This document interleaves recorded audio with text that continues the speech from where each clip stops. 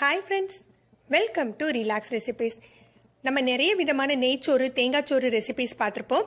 இன்னைக்கு நம்ம பார்க்க போகிறது பாய் வீட்டு கல்யாணங்களில் செய்கிறாங்க இல்லையா, அந்த நெய்ச்சோறு எப்படி பண்ணலாம் அப்படின்னு தான் பார்க்க போகிறோம். கல்யாணங்களில் சமைக்கிற நெய்ச்சோறுக்கு ஒரு தனி மனம் உண்டு அப்படின்னு உங்களுக்கு தெரியும். அதுக்கு காரணம் அதில் சேர்க்குற ஒரு பொருள் தாங்க. அது என்ன பொருள் அப்படின்னு இன்னைக்கு நம்ம பார்த்துடலாம். அதை நான் சஸ்பென்ஸ் எல்லாம் வச்சு வீடியோ முடிவுலலாம் சொல்ல போகிறது இல்லைங்க. வீடியோ ஆரம்பத்திலேயே அது என்ன பொருள் நம்ம பார்த்துடலாம். வழக்கமாக நெய்ச்சோறுக்கு மட்டன் தால்ச்சா வைப்பாங்க. நம்ம இன்னைக்கு சுரக்காயும் மாங்காயும் வச்சு ஒரு தால்ச்சா பண்ண போகிறோம். இது ரொம்பவே எம்மியாக இருக்கும். வாங்க என்னென்ன பொருட்கள் தேவைன்னு பார்க்கலாம்.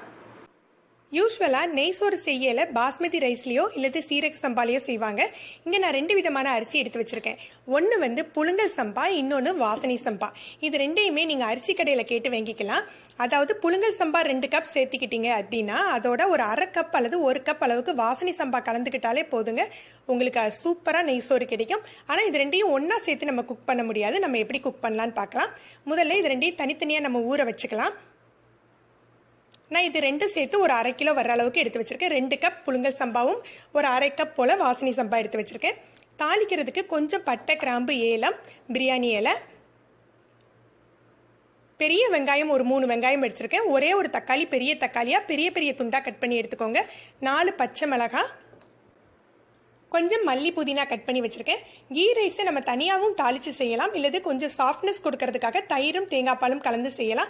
நான் இங்கே ஒரு 1/2 கப் அளவுக்கு தயிரும் 1 கப் அளவுக்கு தேங்காய் பாலும் எடுத்து வச்சுருக்கேன்.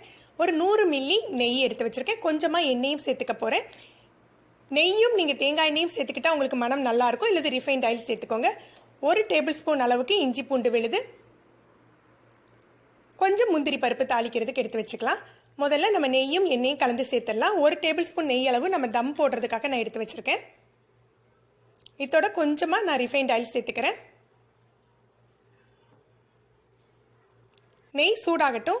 இதில் நம்ம ஒரு கைப்பிடி அளவுக்கு நான் முந்திரி பருப்பு சேர்த்துக்கிறேன். இதில் வந்து நான் காஞ்ச திராட்சை எதுவும் சேர்க்கலை. நீங்கள் விருப்பப்பட்டால் சேர்த்துக்கோங்க. கொஞ்சமாக பிரியாணி இலை, பட்டை, கிராம்பு, ஏலம் போட்டு தாளிச்சிடுறேன்.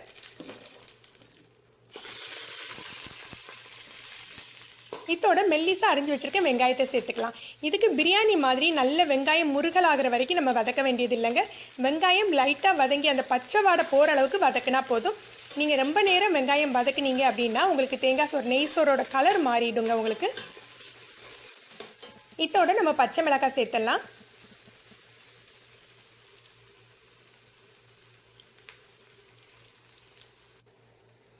வெங்காயம் இந்தளவு வதங்கின பின்னால் நம்ம இஞ்சி பூண்டு விழுது சேர்த்துக்கலாம். இந்த நெய்சோறுக்கு நம்ம தக்காளி, மல்லி, புதினா எதையுமே எண்ணெயில் போட்டு வதக்க போகிறது இல்லைங்க. அது எல்லாத்தையுமே நம்ம தேங்காய் பாலோட தான் சேர்க்க போகிறோம்.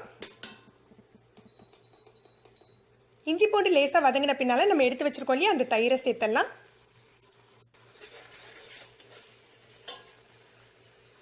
தயிரை சேர்த்த பிறகு நமக்கு தேவையான அளவு தண்ணியும் தேங்காய் பாலும் சேர்த்து கலந்து சேர்த்துக்கலாம். அதாவது 1 கப் அரிசிக்கு 2 கப் அளவுக்கு தண்ணி தேவைப்படுங்க. நீங்கள் தேங்காய் பாலோடு சேர்த்து நம்ம தண்ணி அளந்துக்கலாம். இப்போ நான் 2.5 கப் அரிசி எடுத்திருக்கேன். அதுக்கு 5 கப் தண்ணிக்கு நான் 1 கப் தான் தேங்காய் பால் சேர்த்துருக்கேன். உங்களுக்கு விருப்பம் இருந்தால் நீங்கள் தேங்காய் பாலை அதிக அளவு சேர்த்துக்கலாம்.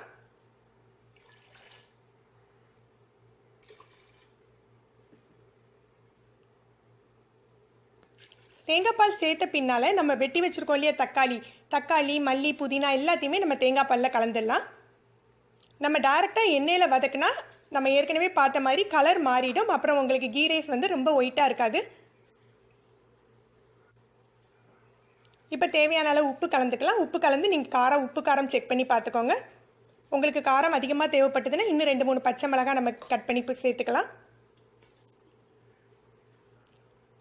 இப்போ நம்ம ஏற்கனவே பார்த்த மாதிரி 2 அரிசியும் ஒன்றா சேர்த்து நம்ம குக் பண்ணக்கூடாதுங்க. ஏன்னா வாசனை சம்பா அப்படிங்கிறது வந்து பச்சரிசியோட சேர்ந்தது. அதை நம்ம புழுங்கல் அரிசியோட சேர்த்து நம்ம குக் பண்ணக்கூடாது. அப்படி சேர்த்திங்க அப்படின்னா பாதி ரைஸ் வந்து உங்களுக்கு குழஞ்சிடும். அதனால முதல்ல புழுங்கல் சம்பாவை சேர்த்து ஒரு 2 கொதி வந்த பின்னால் தான் நம்ம வந்து வாசனை சம்பாவை சேர்த்துக்கணும். இப்போ நம்ம புழுங்கல் சம்பாவை சேர்த்துடுறேன். சேர்த்து ஒரு 2 கொதி வர்ற வரைக்கும் விடுங்க. 2 கொதி உங்களுக்கு அளவு தெரியலை அப்படின்னா ஒரு 5 நிமிடம் கொதிக்க விட்டுருங்க.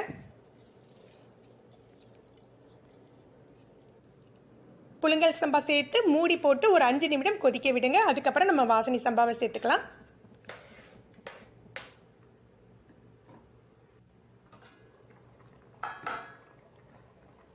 இப்போ பாருங்கள் 5 நிமிடம் ஆயிட்டு. இப்போ நம்ம கழுவி வச்சுருக்கோம் இல்லையா, அந்த வாசனை சம்பாவை இதோட சேர்த்துடலாம்.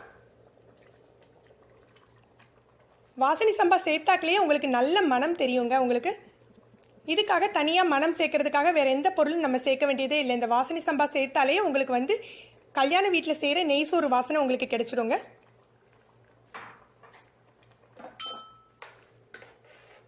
இதை நல்ல கிளறி விட்டு மிதமான தீயில நம்ம குக் பண்ணலாம். தண்ணி சோறும் சேர்ற சமயத்தில் நம்ம வந்து தம் போட்டுக்கலாம். இப்போ கிட்டத்தட்ட 10 நிமிடம் ஆயிட்டு பாருங்க, கொஞ்சம் கூட தண்ணி இல்லாமல் இஞ்சிட்டு இந்த ஸ்டேஜில் நம்ம தம் போட்டுடலாம். எடுத்து வச்சிருக்க நெய்யை ஊற்றி நல்ல மேலாக்கில் பரப்பி விட்டுட்டு நம்ம ஒரு 10 நிமிடம் தம் போடலாம். தம் போடுறதுக்கு வந்து தீயை நல்ல லோ ஃப்ளேமில் வச்சுட்டு ஒரு தோசைக்கல் மேலேயோ அல்லது லோ ஃப்ளேமில் அப்படியே நீங்கள் இறுக மூடி போட்டு ஒரு 10 நிமிடம் வச்சுடுங்க. 10 நிமிடம் கழித்து அணைச்சிட்டு உடனே திறந்துடாதீங்க. ஒரு 10 நிமிடம் கழித்து நம்ம திறந்து பார்க்கலாம். இப்போ பாருங்க, நம்மளுடைய நெய்ச்சோறு எவ்வளோ அழகாக செட் ஆகிட்டு நீங்கள் துறக்கையிலேயே உங்களுக்கு அந்த நெய் வாசமும் அந்த வாசனை சம்பாவோட வாசமும் கலந்து ரொம்ப நல்ல கல்யாண வீட்டு நெய்ச்சோறு வாசம் வருங்க.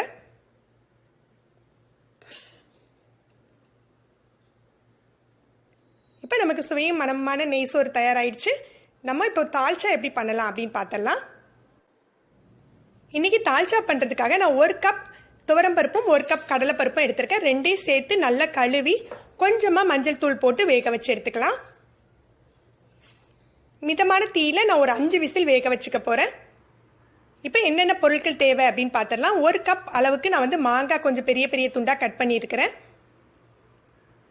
ஒரு மீடியம் சைஸ் சுரைக்காயை நீல நீல துண்டுகளாக கட் பண்ணி வச்சுருக்கேன். ரொம்ப மெல்லிசாவும் கட் பண்ணாதீங்க, ரொம்ப பெருசாகவும் கட் பண்ணாதீங்க.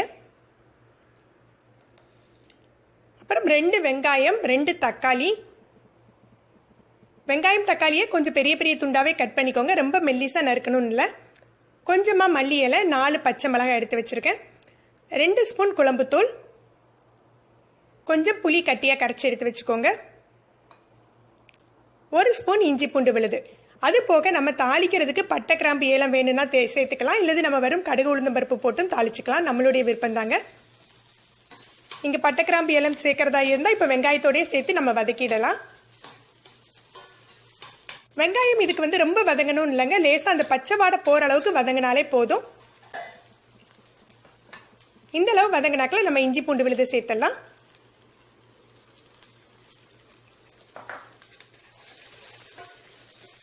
விருப்பப்படுறவங்க மட்டன் எலும்பு கூட குக் பண்ணி நம்ம சேர்த்துக்கலாம். ஆனால் மாங்காய் சுரைக்காய்க்கே ஒரு தனி வாசம் இருக்குங்க. இதை நீங்கள் தனியாக செஞ்சு பாருங்கள், உங்களுக்கு நல்ல டேஸ்ட்டாக இருக்கும். இது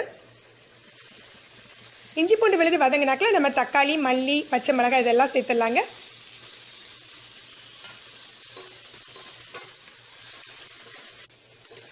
தக்காளி ரொம்ப மசியணும் இல்லைங்க, லேசாக வதங்கினாலே போதும். இப்போ நம்ம தண்ணி சேர்த்துக்கலாம். ஒரு 2 கப் அளவுக்கு தண்ணி சேர்த்துக்கோங்க.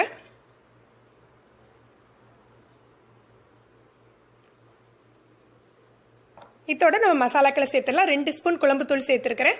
குழம்புத்தூள் இல்லாட்டி 2 ஸ்பூன் மல்லித்தூளும் ஒரு 1/2 ஸ்பூன் ஜீரகத்தூள், 1/2 ஸ்பூன் மஞ்சள் தூள் சேர்த்துக்கோங்க. மிளகாய்த்தூள் தனியாக சேர்த்துக்கலாம். இப்போ நான் இதெல்லாம் சேர்த்து குழம்புத்தூளாக திரிச்சு வச்சுருக்கேன், அதனால் 2 டேபிள் ஸ்பூன் அதையே சேர்த்துக்கிறேன் நான். இதோட உப்பு, புளி, நம்ம கட் பண்ணி வச்சுருக்கோம் இல்லையா மாங்காய் சுரைக்காய் எல்லாத்தையுமே கலந்துடலாம். நீங்கள் பாத்திரத்திலேயே குக் பண்ணாலும் குக் பண்ணலாம், ஏன்னா மாங்காய் சுரைக்காய் உங்களுக்கு சீக்கிரமாக வெந்துடும். அப்படி இல்லை நீங்கள் குக்கரில் வைக்க போகிறீங்கன்னா ஒரே ஒரு விசில் மட்டும் எடுங்க, அதுக்கு மேலே வைக்க வேண்டாம்.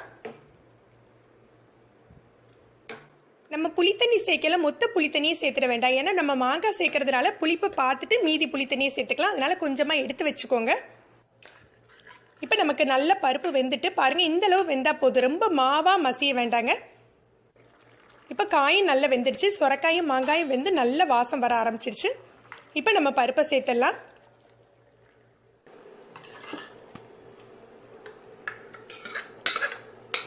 பருப்பை சேர்த்து ஒரு 7லேருந்து 8 நிமிடம் நல்லா கொதிக்க விட்டுறலாங்க.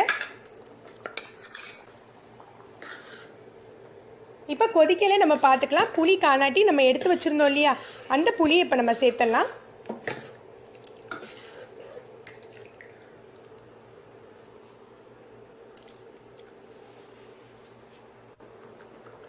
இப்போ நல்லா கொதிச்சிச்சு.